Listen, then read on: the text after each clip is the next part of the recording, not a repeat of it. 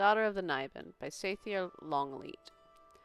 Bravil is one of the most charming towns in Cyrodiil, sparkling in her simple beauty, illustrious by her past. No visit to the southern part of the imperial province is complete without a walk along Bravil's exciting river port, a talk with her friendly native children, and, of course, in the tradition of the village, a whispered word to the famous statue of the lucky old lady. Many thousands of years before the arrival of the Atmorans, the native Ayleid people had long lived in the vicinity of modern-day Bravil. The Niben then, as now, provided food and transportation, and the village was even more populous than it is today. We are not certain what they called their region. As insular as they were, the word they used would be translated to simply mean home.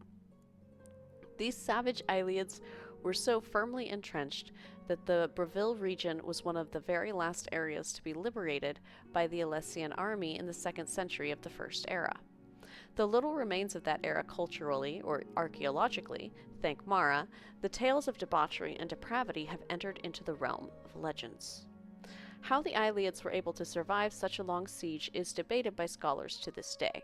All, however, grant the honor of the victory to one of Empress Alessia's centurions, a man called Tio Bravilius Tassus, the man for whom the modern town is named. It was said he invaded the village no less than 4 times, after heavy resistance, but each time, upon the morning dawning, all his soldiery within would be dead, murdered. By the time more centuria had arrived, the fortified town was repopulated with Ayleids. After the second successful invasion, secret underground tunnels were found and filled in, but once again, come morning, the soldiers were again dead, and the citizens had returned. After the third successful siege, legions were posted outside of the town, watching the roads and riverways for signs of attacks, but no one came. The next morning, the bodies of the invading soldiers were thrown from the parapets of the town's walls. Tio Bravilius Tassus knew that the Ayleids must be hiding themselves somewhere in the town, waiting until nightfall, and then murdering the soldiers while they slept. The question was where. After the 4th invasion, he himself led the soldiers in a thorough inspection of every corner, every shadow. Just as they were ready to give up, the great centurion noticed 2 curious things. High in the sheer walls of the town, beyond anyone's ability to climb, there were indentations, narrow platforms, and by the river just inside the town he discovered a single footprint from someone clearly not wearing the imperial boot. The Ayleids, it seemed, had taken 2 routes to hide themselves. Some had levitated up to the walls and hidden themselves high above, and others had slipped into the river, where they were able to breathe underwater. It was a relatively easy task once the strange elves' even stranger hiding holes had been discovered to rout them out, and see to it that there were no more midnight assassinations of the Empress's troops. It may seem beyond belief that an entire community could be so skilled in these spells hundreds and hundreds of years before the Mages Guild was formed to teach the ways of magicka to the common folk. There does, however, appear to be evidence that, just as the Psijics on the Isle of Artaeum developed mysticism long before there was a name for it, the even more obscure Ayleids of southern Cyrodiil had developed what was to be known as the School of Alteration. It is not, after all, much of a stretch when one considers that the Ayleids at the time were of Bravil's conquering and even later were shapeshifters. The community of pre-Bravil could not turn into beasts and monsters, but they could alter their bodies to hide themselves away. A related and useful skill, to be sure, but not so effective to save themselves in the end. Very little is left of the Ayleid presence in Bravil of today, though architectural marvels of other kinds are very evident.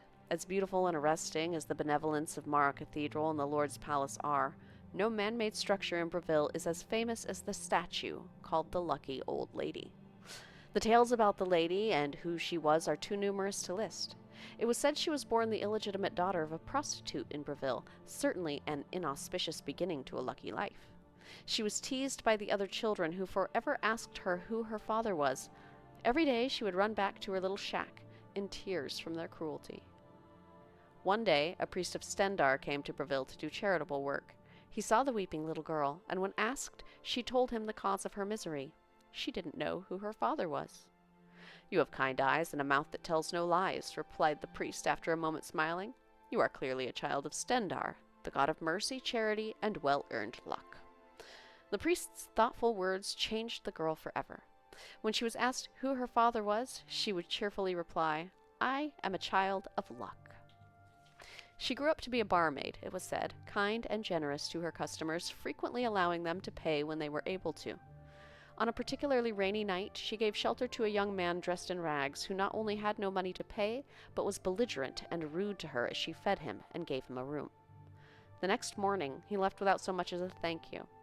Her friends and family admonished her, saying that she had to be careful. He might have even been dangerous. A week later, a royal carriage arrived in Bravil, with an imperial prince within. Though he was scarcely recognizable, it was the same young man the lady had helped. He apologized profusely for his appearance and behavior, explaining that he had been kidnapped and cursed by a band of witches, and it wasn't until later he had returned to his senses. The lady was showered with riches, which she of course generously shared with all the people of Bravil, where she lived to a content old age. No one knows when the statue to her was erected in the town square or who the artist was, but it has stood there for thousands of years, since the first era. To this day, visitors and Bravilians alike go to the lucky old lady to ask for her to bless them with luck in their travels. Just one more charming aspect of the charming and very lucky village of Bravil.